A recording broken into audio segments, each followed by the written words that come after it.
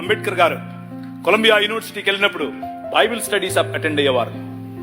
Ruth పుస్తకానికి ఆయన వ్యాఖ్యానం రాశారు. He was a practising Christian. ఆయన ప్రాక్టీసింగ్ క్రిస్టియన్ అండి బాబు.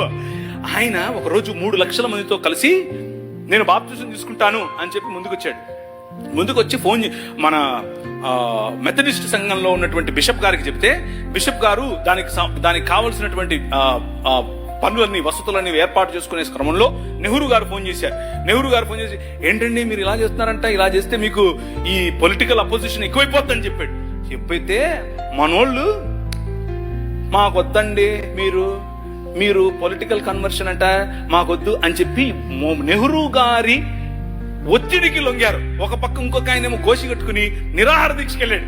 ఏమని, నువ్వు వెళ్తే ఏ మతానికైనా వెళ్ళు కానీ క్రైస్తవానికి వెళ్ళొద్దని. ఆయన నన్ను అత్తే నాకేంటి, నేను యేసు ప్రభువుని అనుసరిస్తా అని చెప్పాడు. ఎవరు? డాక్టర్ బాబాసాహెబ్ భీమ్రావ్ అంబేద్కర్.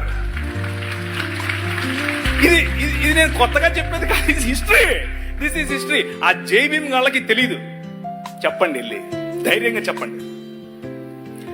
ఆయన మనము కాదంటే, మనము చీత్కరిస్తే మేము మిమ్మల్ని ఆహ్వానించము అని చెబితే ఆయన అన్నాడు, నువ్వు ఓడరా నన్ను ఆహ్వానించేది, నేనే కొత్త మతం పెడతానని చెప్పి బౌద్ధంలోకి వెళ్ళి బౌద్ధంలో కొత్త మతం స్థాపించాడు.